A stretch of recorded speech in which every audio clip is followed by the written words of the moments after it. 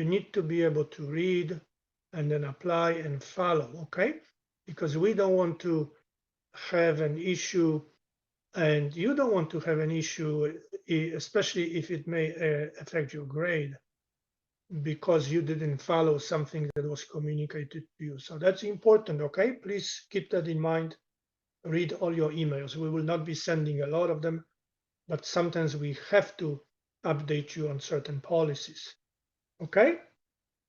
Secondly, and this is already a corresponding more so to your grade or grades.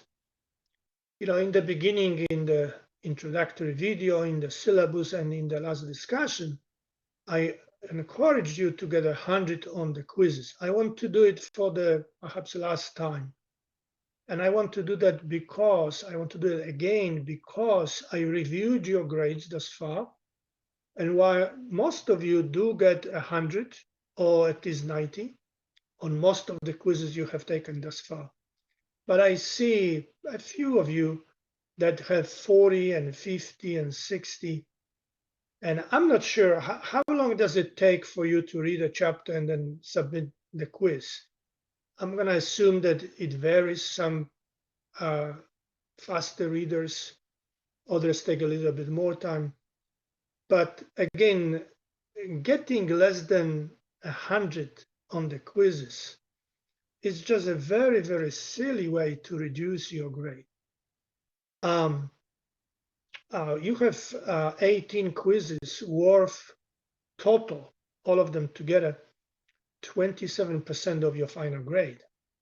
So if you have been getting, somewhere between 40 and 60%, and that will be the pattern for the rest of the semester, that means you will be missing what, about 13, 14 or so percent toward the final grade.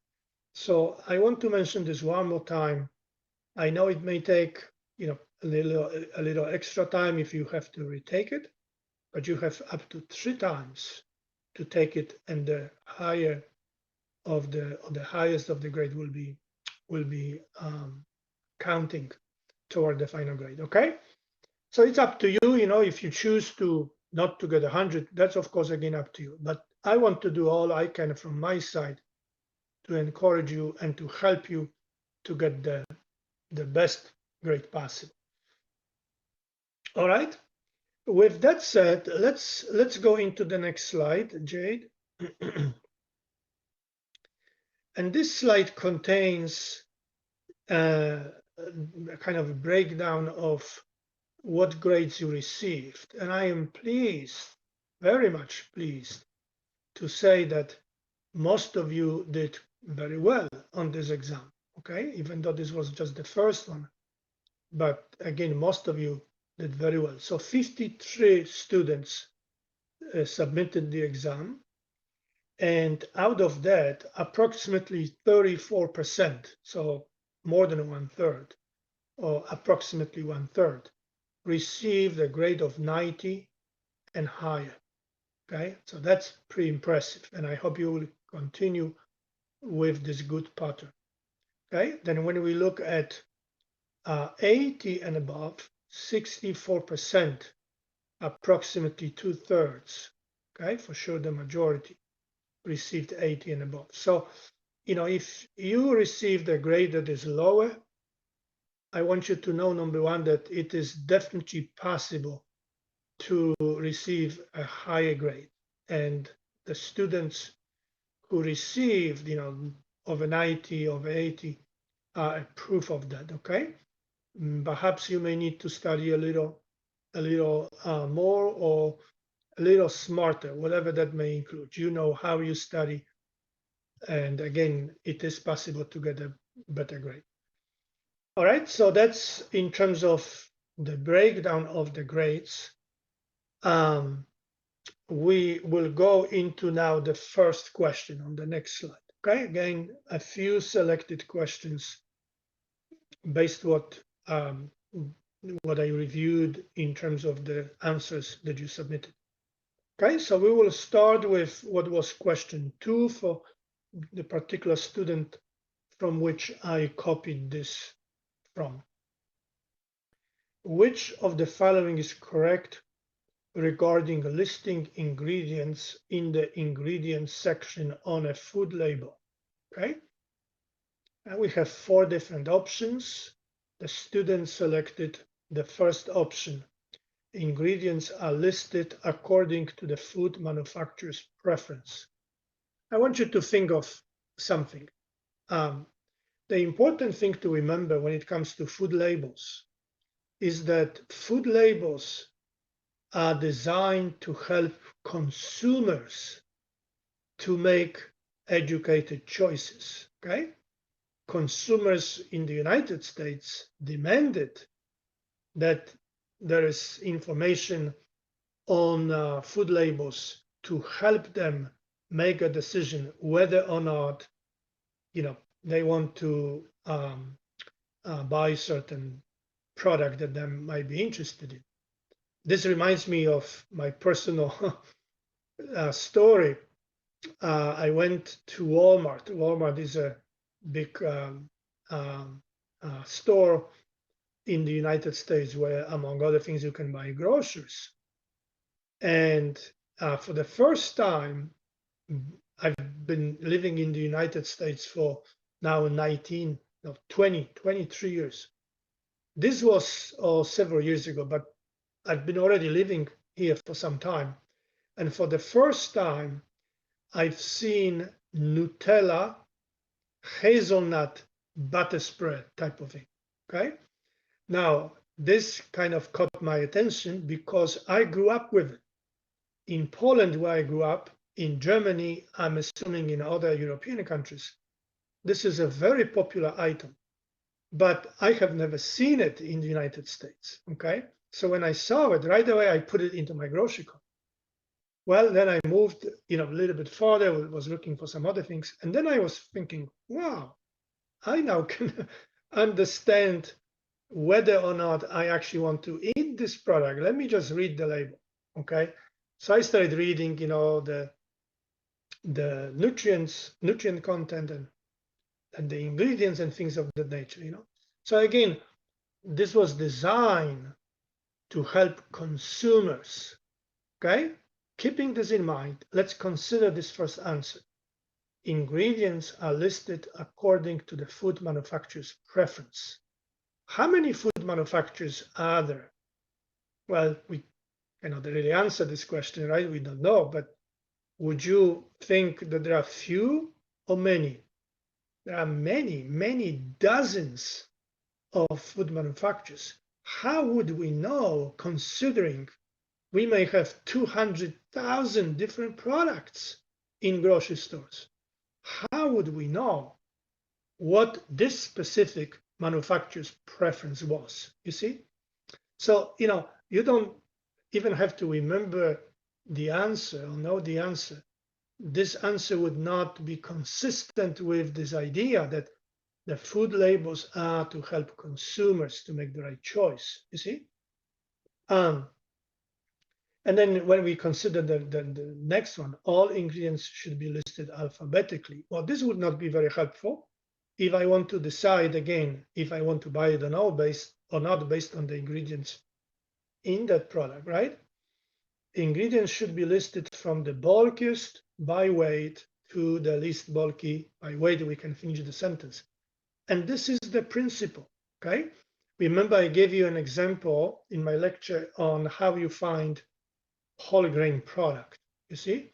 And I mentioned that we need to look for this word whole, right? When we have whole wheat flour, for example, listed as the first ingredient. And then we may have water, then we may have, a couple of other things, And this tells us that we have more whole wheat flour in this product than any of the other ingredients. What if, on the other hand, we have the following scenario? You look at ingredients and you read water, sugar, flour, whole wheat flour. Okay, say 4 different ingredients. Okay, well, this may mean that we have a teaspoon of whole wheat flour in it. Why? because the whole wheat flour is listed as the very last ingredient, not the first ingredient, okay? So we look at, or when we read the ingredient list, we know that the first ingredient is the bulkiest, meaning we have more of it by weight than the second ingredient listed, then the third, and so on and so on. See, that's the principle. Okay, let's go into the next one.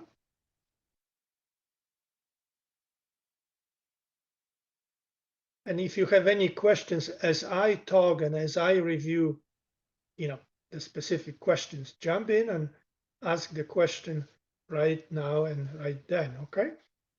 This is a question that says, which of the following grain products would likely be most effective in reducing cholesterol, okay?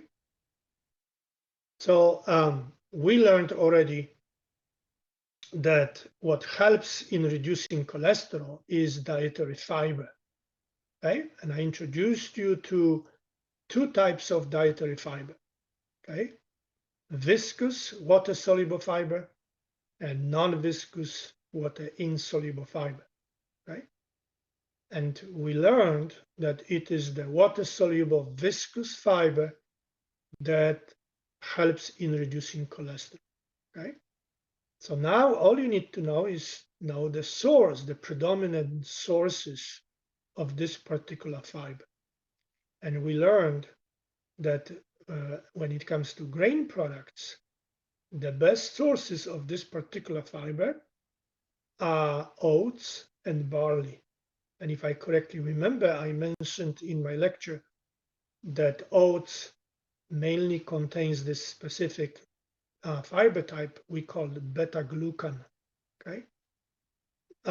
When you look at different studies, you will find that you can reduce cholesterol by 10%, 20%, even close to 30%, depending on how much of the source of water-soluble viscous fiber you ingest in your meals, in your food, and then also for how long. So water-soluble fiber traps cholesterol in the intestines, so cholesterol is not reabsorbed. Of course, when it's reabsorbed to the bloodstream, then you increase that blood cholesterol level, okay? But again, the water-soluble fiber prevents the reabsorption of cholesterol. That's number one. Number two, because you don't reabsorb cholesterol, the body has to make more cholesterol, okay? And so it will then utilize the liver. The liver is the organ that actually is able to make cholesterol. In fact, all body cells really, but the liver is the more efficient organ in this, okay? And so here, from these options that I listed, oats and barley is the best source, or are the best sources. Wheat and rice, which are the options found in the others, the A and C, and then D options, predominantly contain non-viscous water-insoluble fiber, okay? And some of the other, rye also, corn as well, sorghum the same, oats and barley, okay? So for anyone who would like to reduce cholesterol level without using a medication, just adding rolled oats to one's diet would be an effective way. Let's go into the next question. Okay. A diet that is mainly based on unrefined, whole grain, fruits, vegetables, other plant products, though may contain some amounts of animal-derived foods, can be called all of these except for which. Okay. And so the student here selected plant-based diet. Well, I mentioned that plant-based diets are not exclusively based on just plant foods. Okay? Plant-based diets means predominantly these diets contain plant foods.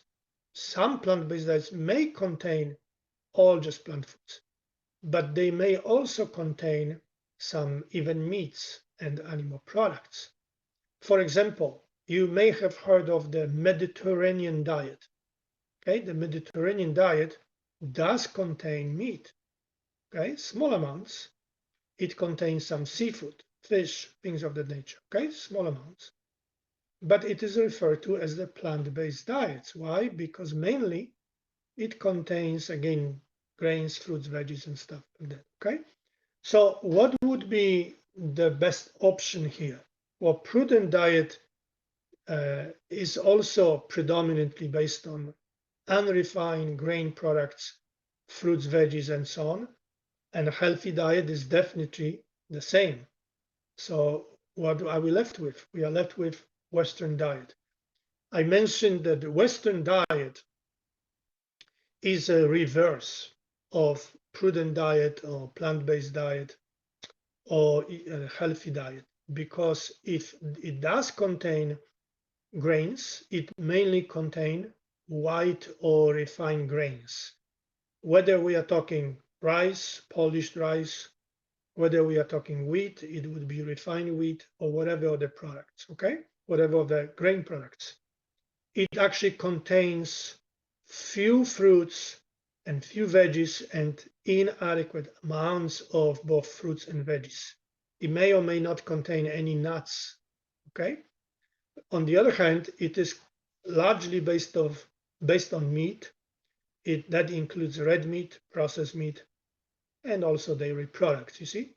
So most people in the United States, most people in Europe ingest Western diet type. This is the diet type that is associated with increased risk for certain health conditions, such as cardiovascular disease, cancer, type 2 diabetes, and some others, you see? So again, the one that is not is not based on the products that are listed in the question is the Western diet, okay?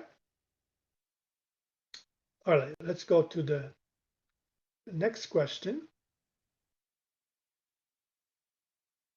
Mr. Smith has had a sandwich that contained glucose, sucrose, fiber, protein, triglycerides, calcium, sodium, folate, and vitamin A.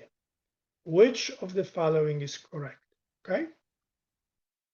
All right.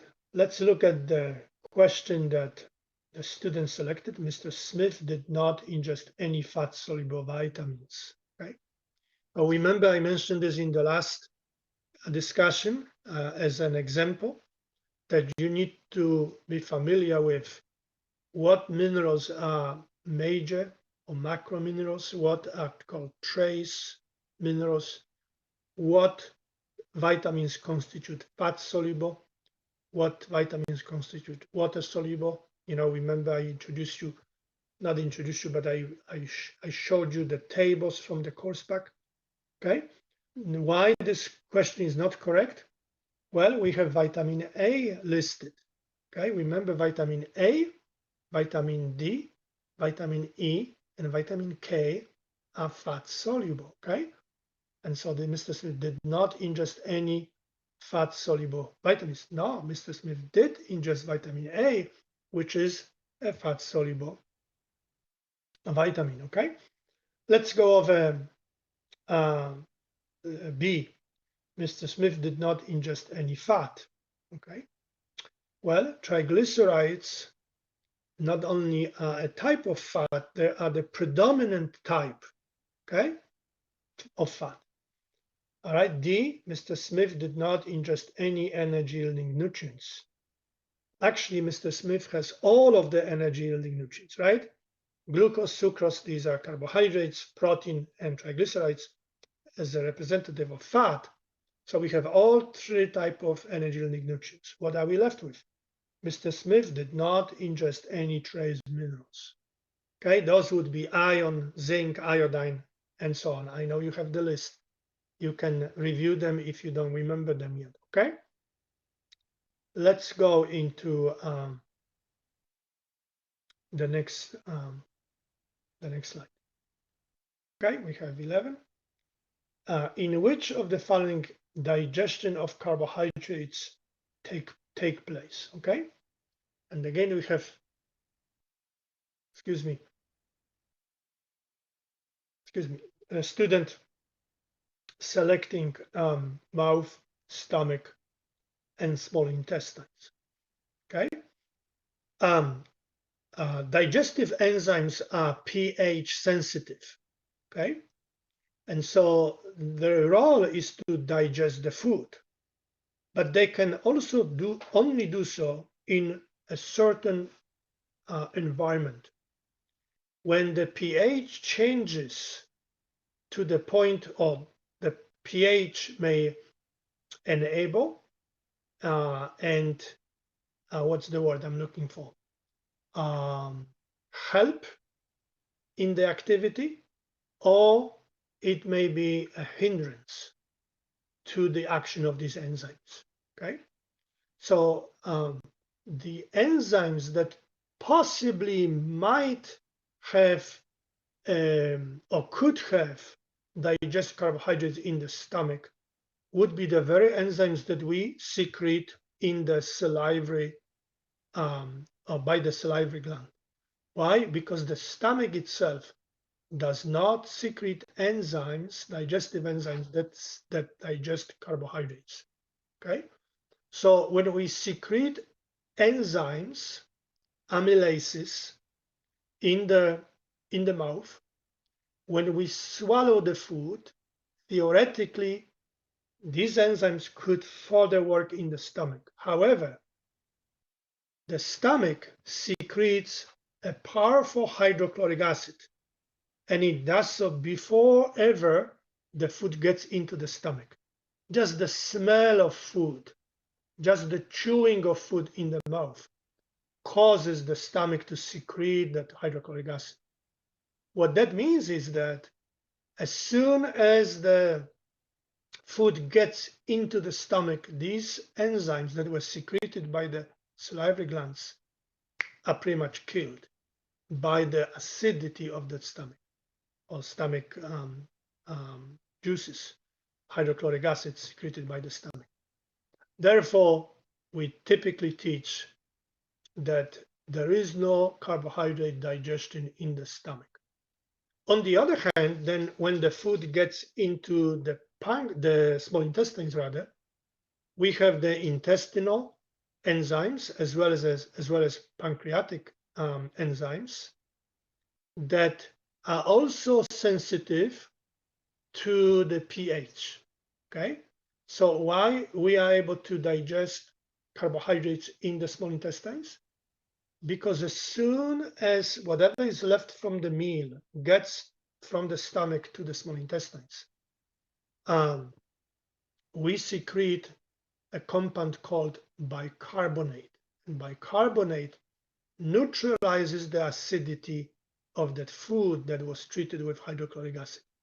So in the small intestines, the pH of the food very quickly is increased, and that's what helps, again, the enzymes secreted in the intestines and the pancreas, or by the pancreas, to finish the work of digestion of carbohydrates. Okay, so the question, the option A here, mouth, stomach, and small intestine, is incorrect, and the same goes for B, because again there is no digestion of carbohydrates in the stomach, and so we are left with really the mouth and small intestine. Sure, D is correct, but it is not as good answer as answer C, because carbohydrate digestion takes place in both the mouth and the small intestines. Okay, let's go into the next one.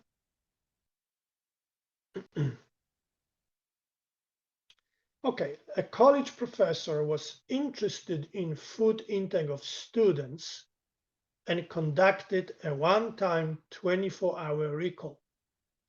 This is an example of which of the following study, okay? And the student selected prospective. Well, the definition of prospective study is that it is done over a period of time, okay? And why it is done over a period of time? Because we are interested in assessment of whatever, in this case, food intake, on more than one occasion, okay? So I am assessing, say, your food intake today, and then I follow you over time, and 2 weeks later, I am assessing your food intake again, and I follow you over time, and then I'm assessing your food intake again. That's a prospective study, you see? So what should have given you a clue is the phrase one time. One time assessment indicates a cross-sectional assessment. A cross-sectional, if you can think of a time, you know, say a lifespan from when you are born until you die, okay? Somewhere in the middle, I want to say go to a physician, go to a doctor's office and assess my health. If this is done in one time, that's a cross-sectional assessment. One time assessment, okay? That's the correct answer here. Let's go into the next question. Okay, which of the following is not true regarding ketones?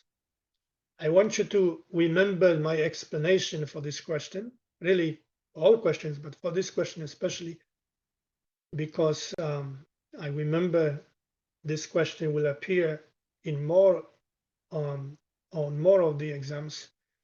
And I remember from prior semesters that often some students miss this question, okay?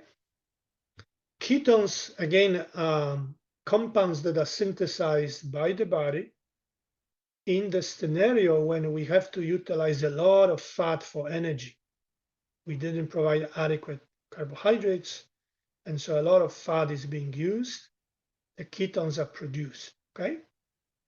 But ketones are not ingested, okay? Ketones are not ingested with food. Ketones are produced in the body, okay? In that scenario that I explained to you.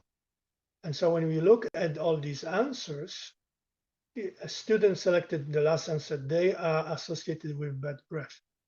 Ketones have very acidic smell, okay?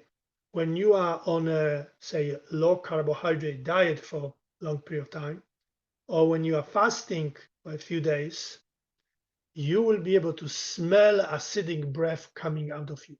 And other people will also be able to smell acid coming from your breath. Okay, so they are associated with bad breath. Okay, but again, the correct answer here is they are ingested with fatty foods. No, ketones are not ingested. Ketones are made in the body in the scenario that I just explained. Let's go to the next question. Which of the following is not a function of water in the body? Okay, and the student selected all of the above, and all of the above included, say, answer C, is a medium for carrying nutrients and waste products. Okay, well, we already learned about water-soluble vitamins, for example. Okay, this doesn't just mean that those vitamins are found in the watery compartment of a food that you are ingesting. It also means that they are carried in the water, meaning in the blood. Blood is water-based, you see. As vitamin C, for example, is a water-soluble vitamin, and we find vitamin C in the body in where we find a lot of water, okay? So it is, and this is just a simple example, but it is associated with carrying nutrients. Consider waste products. Well, that includes urine. Okay, the bulk of urine is what? Is water. And even if you think of solid waste, okay, again, what you have in feces is a lot of water. Now, if you don't drink enough water, if you don't eat enough fiber, it may be a little harder. The stool may be a little harder, but it still will contain water. If you're doing just a lot of fiber, fiber will hold water. See, if you drink enough liquids, your stool will be softer, okay, because of the content of water. So it is also, we have specific fluids that are water-based in the joints. So the correct answer here is aids in fat digestion. Okay, that is not a function of water in the body. All right, let's go into the next question. Which of the following is not a benefit of viscous fiber? Okay, and so here we have 4 different health effects listed. Okay, and again, in the course pack / textbook, you have this table that includes information on water soluble and water insoluble fibers. That includes metabolic effect, health effect, dietary sources. I suggest you should be familiar with all that information, okay? Notice we have reduced risk of obesity, okay? When you ingest a lot of fiber, including water-soluble fiber, viscous water-soluble fiber, you will not be able to eat as much food, you see? So just by that simple mechanism, it may help with the obesity problem, okay? Reduces risk of diabetes, reduces risk of heart disease, viscous fiber, water-soluble fiber do that, okay? But reduces risk of constipation. That's a feature of non-viscous fiber, you see? So you have to remember the health effects of water-soluble, viscous fiber, and water-insoluble, non-viscous fiber, okay? Next question. Who from the following is at the highest risk of developing galactosemia? Okay. Well, let's translate this term. Okay. Emia always refers to blood. Galactosemia, galactose is a simple sugar. Okay. What's the characteristic of this particular sugar? It is part of lactose, remember? Okay. Lactose is composed of glucose and galactose. Where do we find lactose? Is a milk sugar, and that's cow's milk, goat milk, whatever milk, camel milk, and human milk, you see? So you can develop galactosemia. The literal meaning of this term is unusually high galactose concentration in the blood when you are receiving lactose, okay? Adults, it would be very unlikely to diagnose adults with galactosemia. Why? Because this is an inherited condition. You are born with this condition. And so if you have it, it is way more than likely that you will be diagnosed with this condition early in life, maybe in a few days or a few weeks of life. And so when you are an adult, you know you should not have lactose-containing foods because you have this inherited condition. And so the best answer by far here is breastfed infant, because when the infant is breastfed, the mother's milk contains lactose, right, which is composed again of glucose and galactose. And at that point of time, nobody may realize that the infant has this inherited condition and is not able to digest lactose and convert galactose into glucose and stuff like that. Okay? Let's go into the next.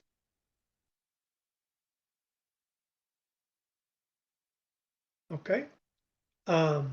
Which of the following is the most significant contributor to the added sugar intake? Okay, and just very simple answer here, sugar sweetened beverages. Okay, that's the biggest contributor. And this has to do with, number one, the quantity that we ingest them with, but also the sugar content. Okay? Sugar, I mean this very loosely because perhaps a better term should be sweetener. Okay? Sweetener because sweetened beverages may contain a different type of sweetener, not just sugar, but other type, fructose, for example, and so on. You see? So if you take an average soda, Coke, okay, it may have 10 or so teaspoons of sugar slash sweetener, you see? So not only, excuse me, the frequency and how much of them we ingest, but also how much of the sugar slash sweetener they contain. Okay, so sugar sweetened beverages is the answer. Next question.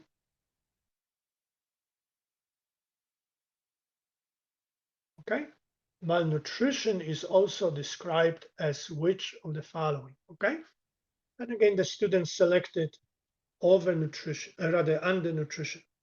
But we learned that malnutrition is composed or includes undernutrition and overnutrition. See, people who are obese are also malnourished. Okay, and so the correct answer is actually malnourishment.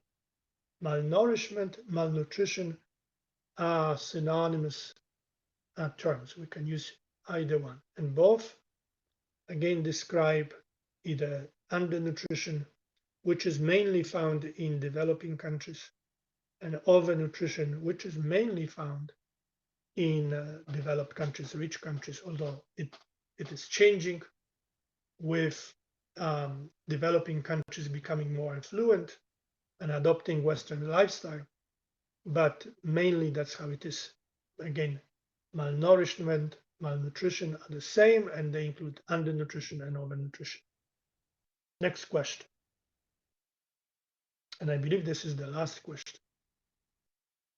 Okay, refined grain products are mainly composed of which of the following? Okay, the student mentioned here germ. Germ is discarded, and so is the outer shell when you make white flour rather than when you make whole wheat flour, for example.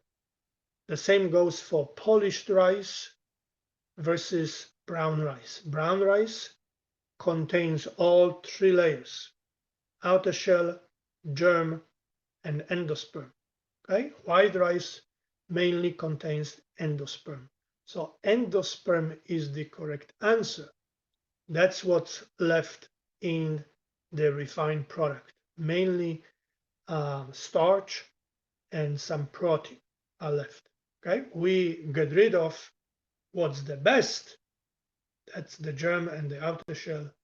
We use that to feed pigs and other animals, and then we humans eat the rest. Well, when I say eat, we, it depends what choices you make, right?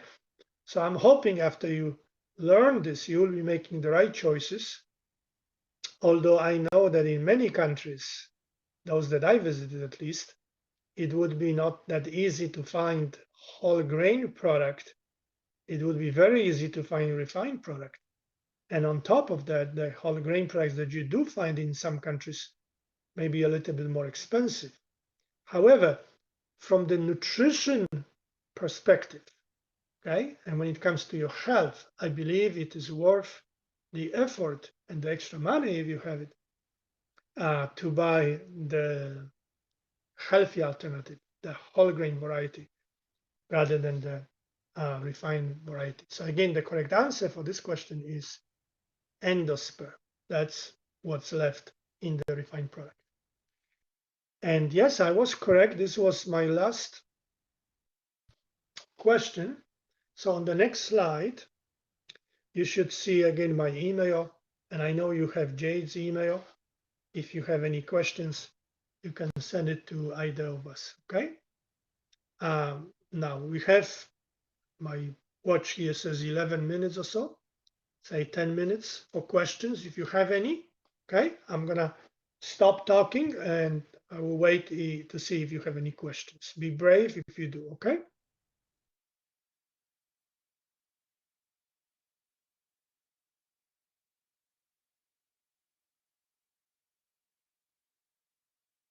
Okay, perhaps no questions.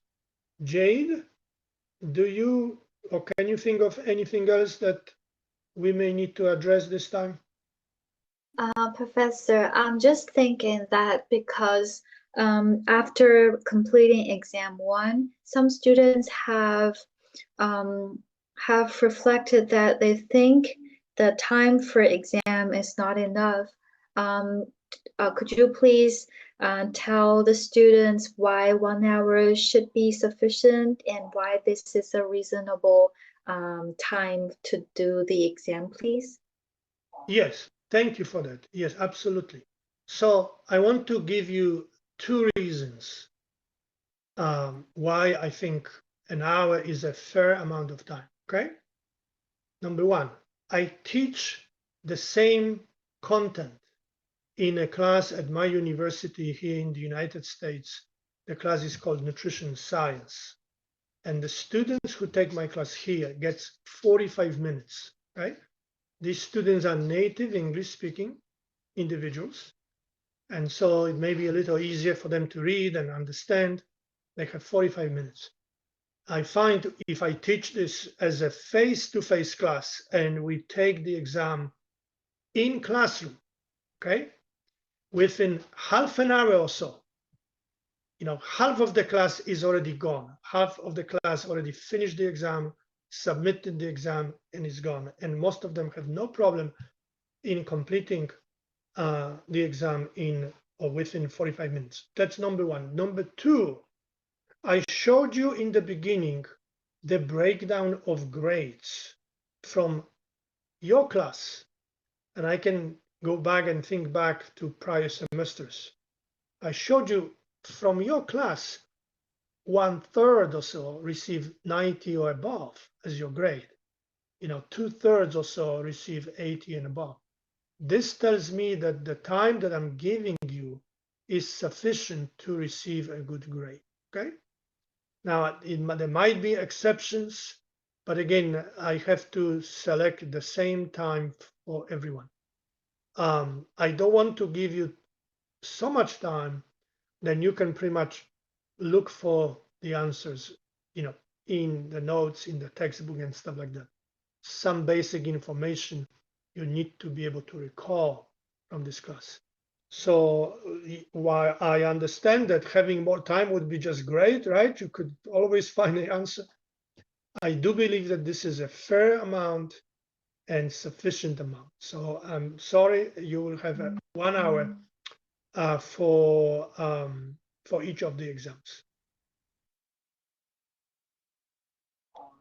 Thank you, Professor. I think 1 hour is reasonable as well. Yeah. Okay, any other thing?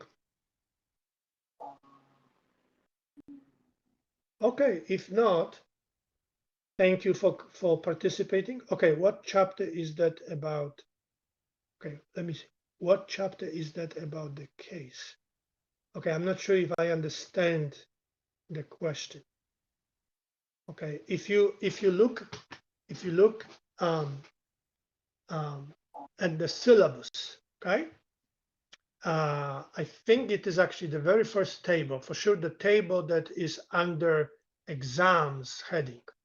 Okay, in the exams heading, you have one of the columns deals with what a given exam is based on. So in case of exam one, it was based on